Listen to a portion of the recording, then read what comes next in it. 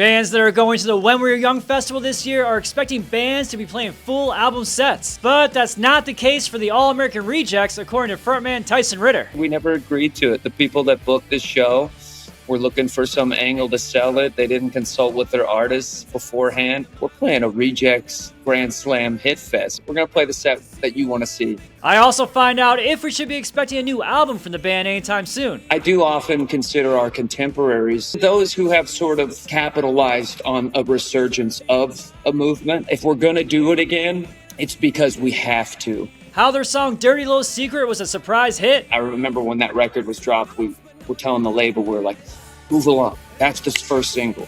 Is the worst interview question of all time, what is your dirty little secret? I think it used to be because I was like, oh, I'm 22.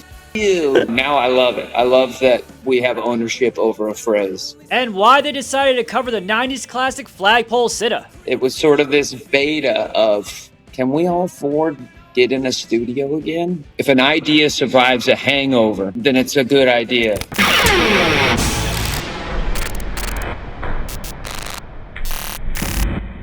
Congrats on the release of the new song. Hey, thanks so much, man. We had fun doing it. It was a labor of love.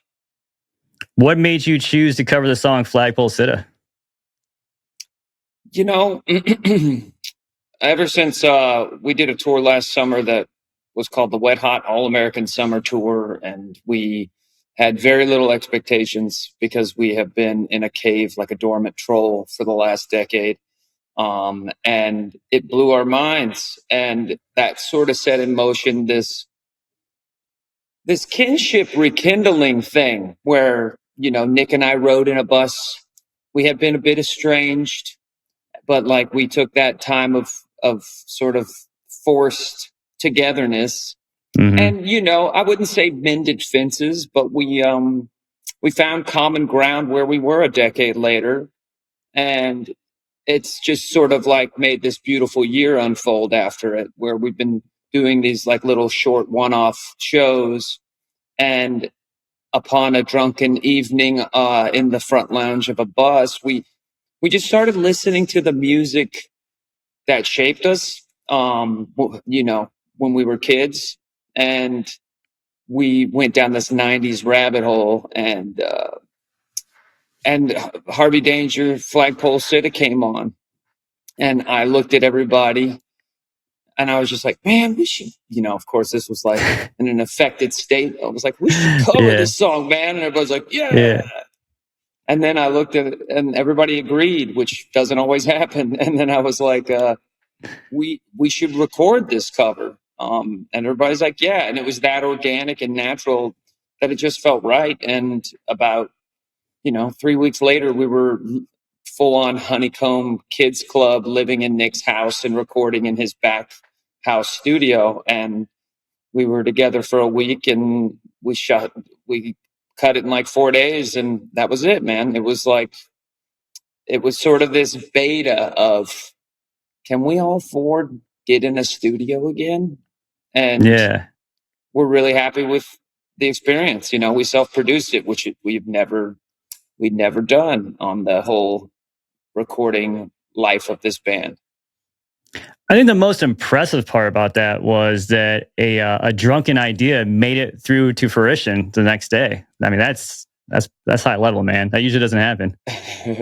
What's that saying? They're like, you know, if an idea survives a hangover, then, there you go.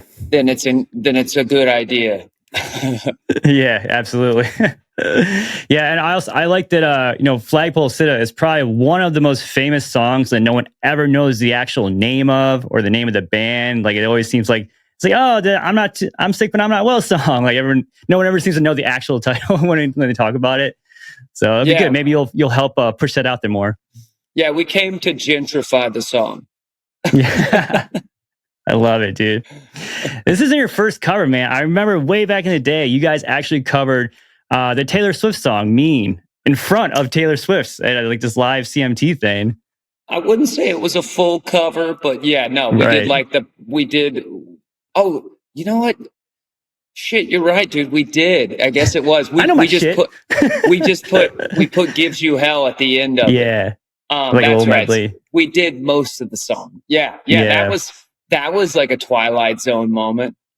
That Right. was that we were in like this country environment and totally out of place. It was an And like, experience though, for sure. obviously she wasn't quite the global megastar, like tyrant of a music world as she is now, but you know, she was still huge back then. So it must have been kind of cool to like play her song in front of her and see her rock out to it. Yeah, sure. It's like playing a song in front of I mean, you can imagine how comfortable that might be. Oh, hey, what's up? Like, I don't know. It's like getting Yeah. naked in front of somebody who's like a, you know, I Yeah, liken yeah. everything to porn. It's like getting naked in front of a porn star. It's like, well, that's weird. Yeah, It's not that's like what you're that at bringing to the all, table. actually. It's actually not like that at all. There was very little nudity, not no nudity, but little nudity. just a couple slips. Yeah, yeah. So of course, the question on everybody's mind is this hinting towards some possible original new music from the All American Rejects? Is it really on everybody's mind, or is it just on Everyone our in this minds in right this now? call, yeah. Yeah, sure. For the sake of the conversation, I don't know, man. Like,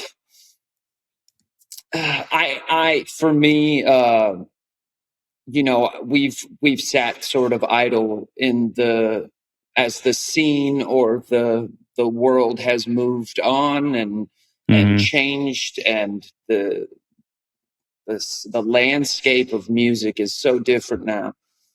That's not really something I consider, but I do often consider our contemporaries in the sense of, you know, those that have kept doing, that have kept going, and then those who have sort of capitalized on a resurgence of a movement.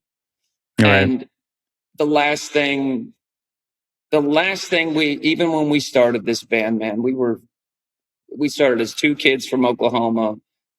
From I'm from a broken family. I had no prospects outside of, I don't know, maybe getting under a car and turning a wrench next to my dad.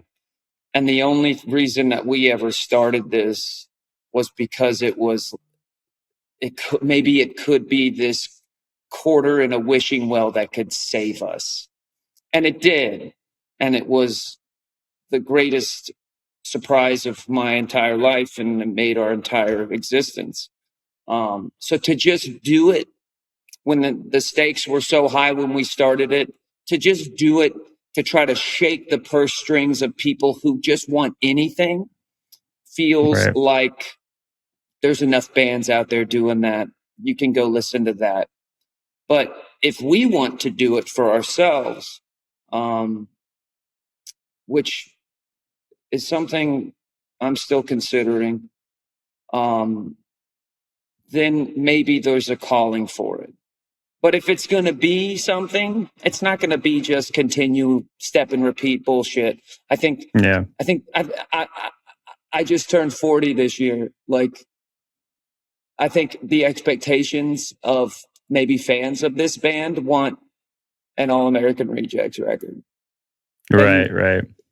And that we wrote those records. I was 17 when I wrote Swing Swing. The last song I wrote for a record, I was 28. So for me to continue the conversation as if I just stepped off my 28-year-old Yeah. self.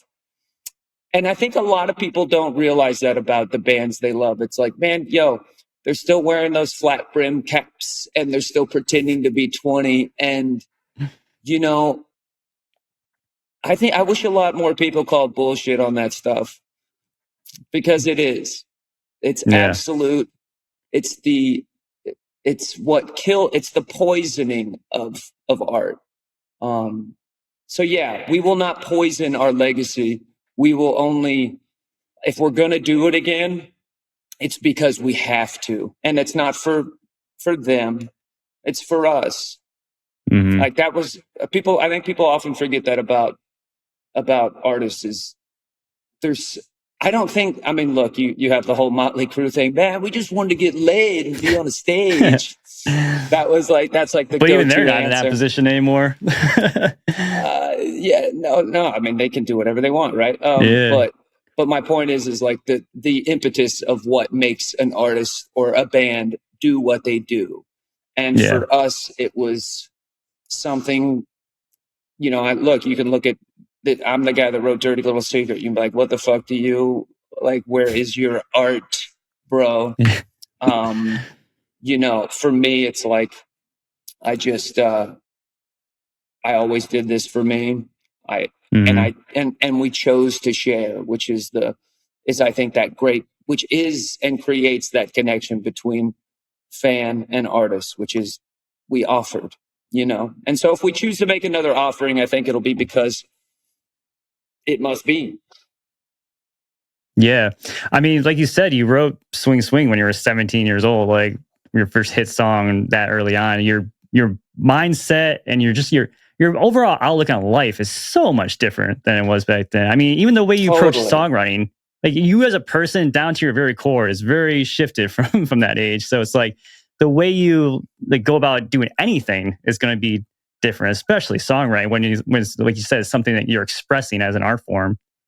Well, yeah, and I think especially in the style or whatever you want to call it, this music that we make, it's very like if we were a metal band, we could you kind of let lyrics in that music. It's aggressive. Like the lyrics kind of go like you're like, oh, he might be singing about something that honestly you're like, this is kind of whack.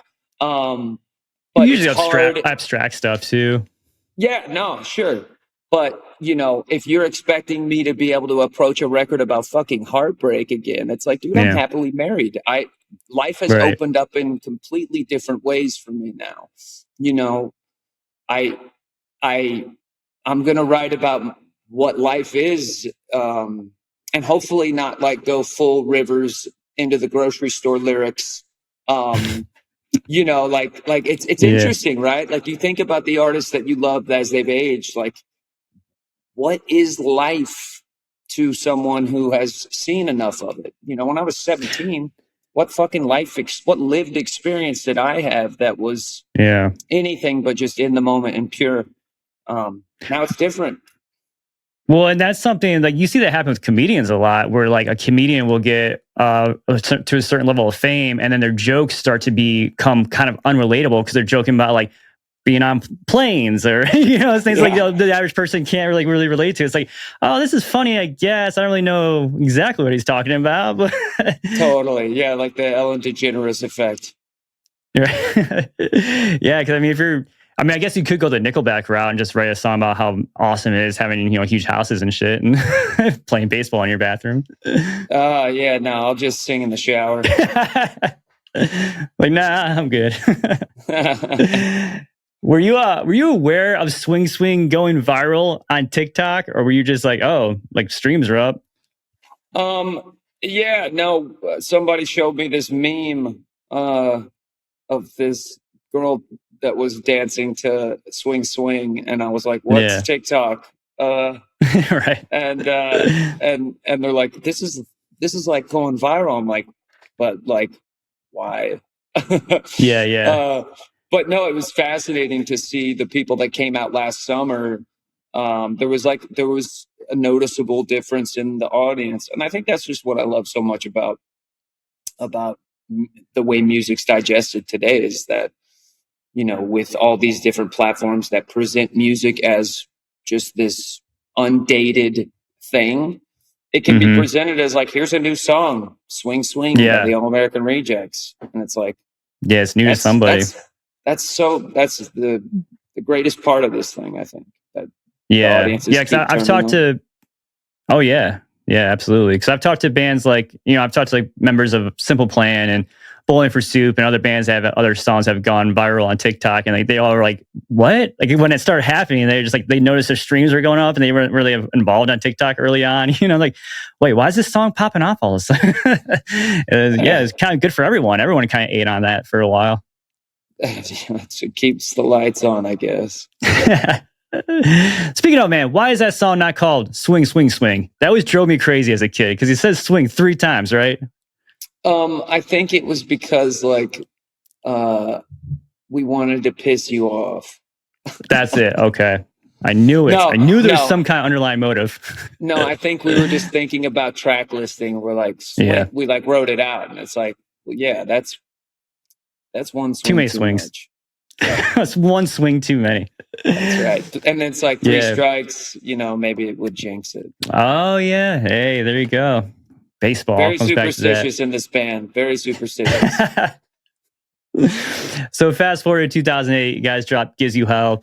And what was great about that was like you were talking about, a lot of the contemporaries that you grew up with in the same kind of scene, a lot of them kind of like never were able to get out of that zone, so to speak. Whereas like, with any kind of subgenre, once that kind of starts to go downhill, a lot of bands go with it. And you guys seem to turn the wheel at the right time with Gives You Hell and like just catapult in the mainstream with that song, because that just blew up everywhere.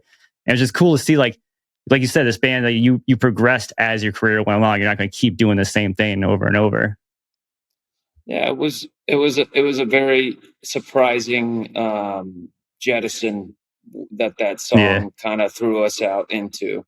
Going from the Move Along era of this band to Gives You Hell, it was surprising. I mean, at the end of the day, it's like you talk about the scene, and I think even playing a lot of these festivals we have, it's like emo and that shit. Like we're just a pop rock band, very confused pop rock band. But like essentially that's where we came from. It's like we're Oklahoma, red dirt. We listened to pop rock. We never, we were always the bastards of emo if we were anything. And so I think we just love being the fact that we've always been the rejects, man. Like if it was Warped Tour, if it was this emo shit, it was always like, well, yeah, kinda. We've always kind of existed on the fringe as the fucking rejects, dude. It's the name started as like this sort of irony, and it's really kind of made a lot more sense the older we've gotten. Yeah, well, and like it's like you were saying, like you didn't start the band to be like, we're going to be a pop punk and emo band. It's like the scene kind of like built around you as you were creating it. So it must have been insane to be at that moment in your early 20s, late teens, whatever. You're literally living the life that every person who like loves guitar based music is like striving for at that point, or not striving for, but just like thinks it's the best life ever. You're in the center of it. It must have been so cool.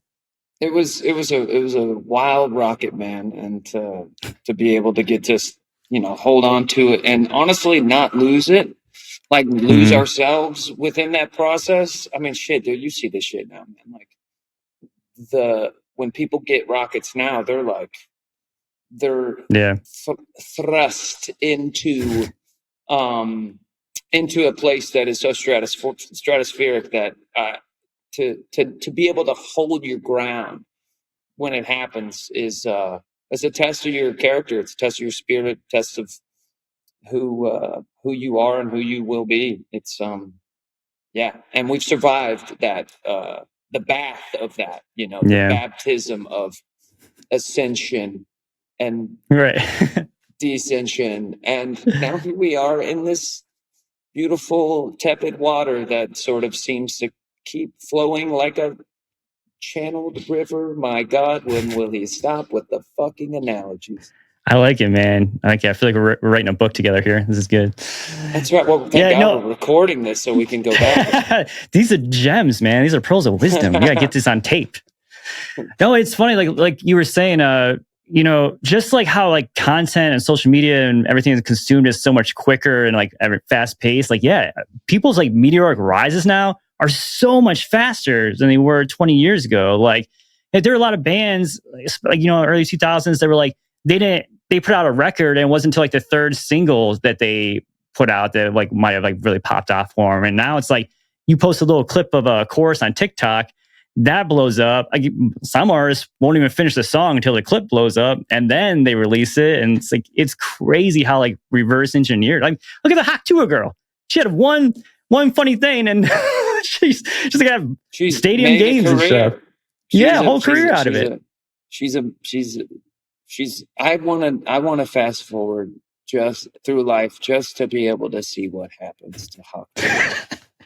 You guys see the Haktua story end. Yeah, see it to I want to completion. see that. But no, like it's funny. It's not funny. It's fascinating to see someone like just the last month. I feel like that artist Chappell Roan. Sorry. Oh yeah, yeah. Like that is the. I feel like that's the first example of like meteoric 2024 ascension, and you see her literally living out her struggles on social media, and I really can empathize with some of the points she brings up about like, wow, like there's a lot of X, Y, and Z happening when someone like me becomes as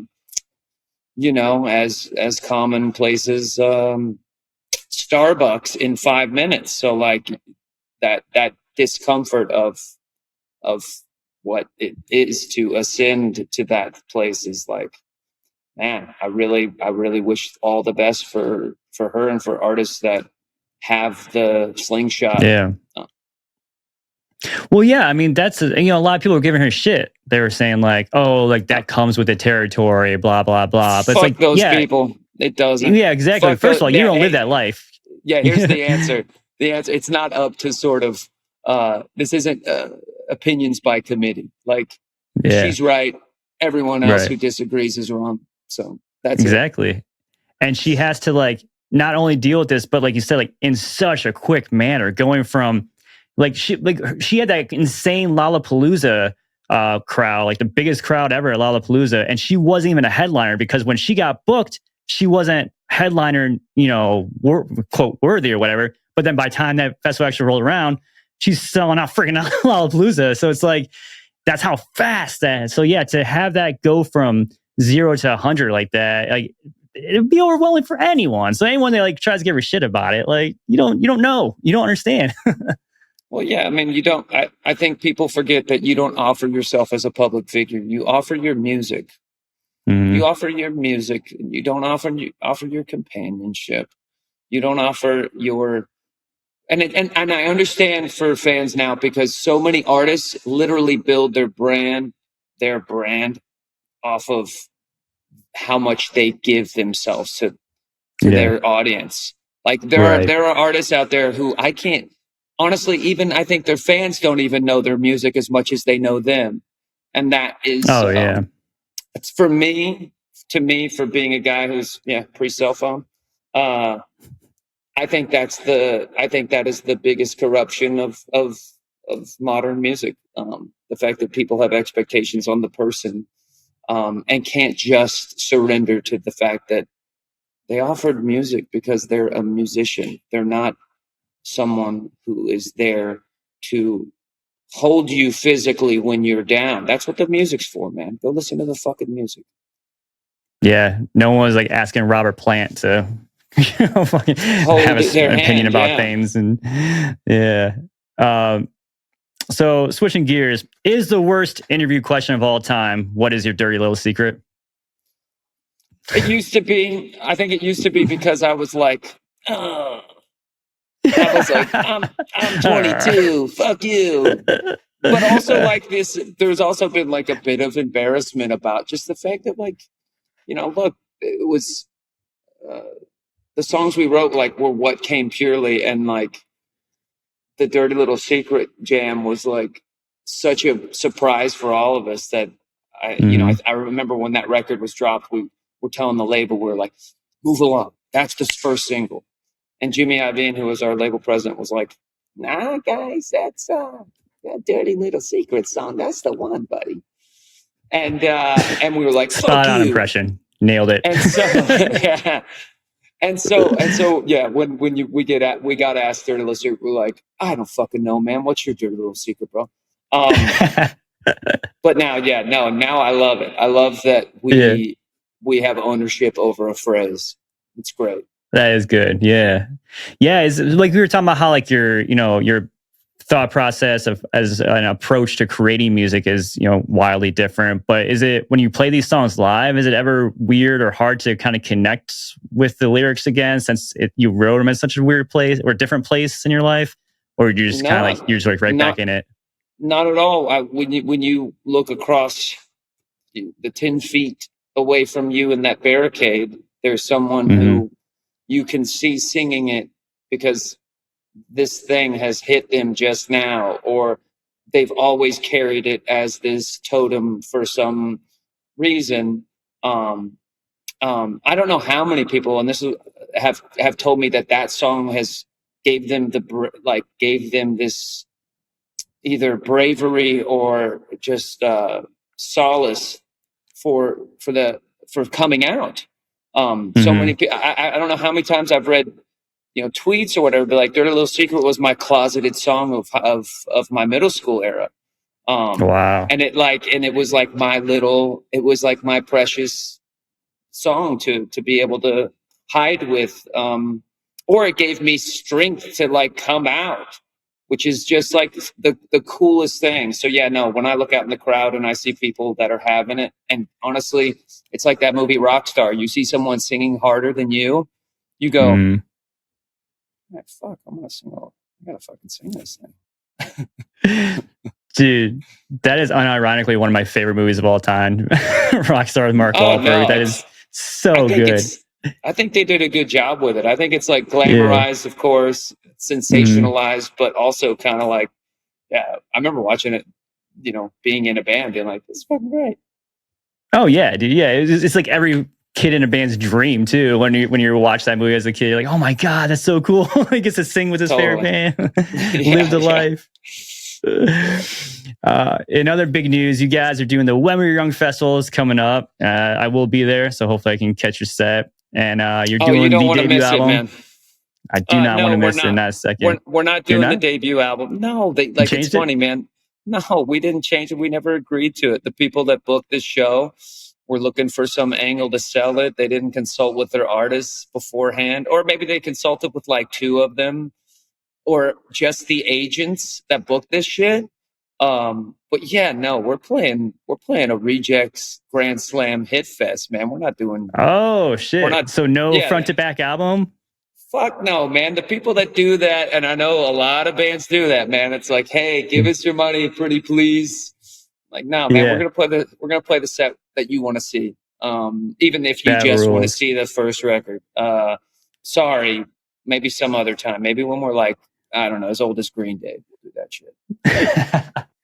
Dude, I'm not gonna lie, I'm double excited to see you guys now because I really don't enjoy album anniversary tours. They're not my bag. I want to see like shake your. Can I get you to open your wallet? Oh, you don't want to buy this? What if we do the whole record? I don't know, man. Front to back. Front to back. How do you like that? Does that? Okay, fine. We'll reverse this. All the hits come at the end. We're gonna do the first record anniversary, then we're gonna do the reverse record from back to front the next year. I like the stereotypical sleazy industry guy that we've tapped into this conversation. He's got a cigar. Hey, listen to this, guys. First record only. You like it? Yeah. We're not special meet and greet. They'll play some of the B-sides. Oh man, well that's good to know. So you don't think that's because Move Along is obviously going to turn 20 next year, right? That's the 20-year anniversary of Move Along. Oh, I don't know. Don't do that to me. You don't have this written on your arm? Come on, man. Shit, my knee hurts now. Yeah, I guess so, man. It's crazy. But if you are coming to the When We Were Young festival, if you want to see our show, we are doing something. We're doing something blasphemous and beautiful. If you saw what we did the first time, I like blasphemy, it's not going to be on the stage with production and lights and fucking lasers and flame throwing hats and shit. Like, it's just going to be a fucking good show. Hell yeah. Oh, dude, I can't wait. Well, I mean, it's got to be better than day one of When We Were Young in 2022, the very first one. Got destroyed by tornadoes and shit. I know it sucked, but I loved it because we actually pulled a show off at this barbecue joint. You did.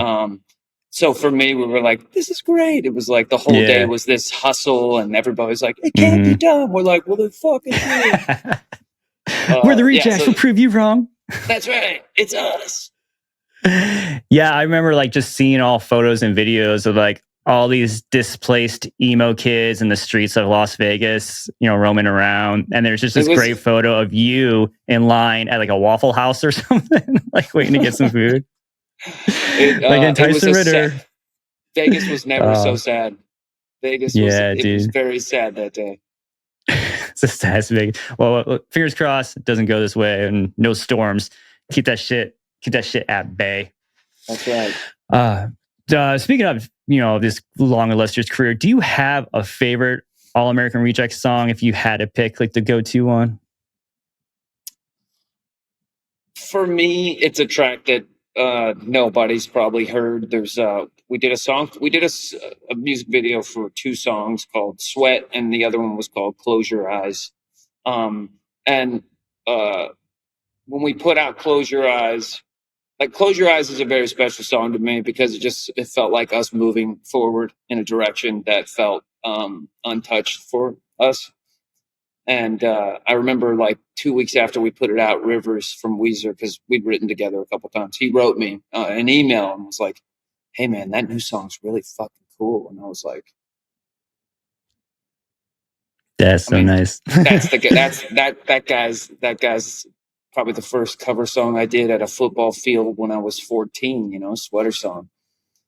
So yeah, that endeared the song even more to me. You're not going to believe this, but I have the lyrics to Close Your Eyes tattooed on me. I don't. What? I'm sorry. That would have been great though. That would have been a good. I was like, dude, I bet you don't even fucking listen to us, bro. Let's keep this like an honest, safe space here. Don't you try to bait me. That would have been good. One day though, I'm gonna start getting random lyrics tattooed on me just in case. Never know. I might pop up in conversation. Yeah, totally. Well, dude, I appreciate you taking the time to talk to me. Good luck with your show tonight. And also, we're in the future when this podcast airs. So congrats again on the release of the new cover song, Flagpole Sitta. And everyone, be sure to please go catch that When We Were Young Fest set, because apparently there's going to be some blasphemy. We need to see that. I think everyone needs a little bit of that. Do you have any other last minute plugs or any stuff you want to get out before we go? Jesse Lee. 2 names. Were you ever just Jesse? Was there a moment in your life? Like, was this like, you're like, all right, today, Dad, Mom, I want you to call me Jesse Lee. Because so my parents actually wanted to name me Jesse James, but then my grandma was like, oh, that's an outlaw. We can't do that. So I missed out on having a real cool name. It's okay. So Jesse Lee was a backup, I guess. Jesse Lee, because of so instead of an outlaw, you were named after a cake company, probably, or something like Sarah Lee. Fucking like something terrible.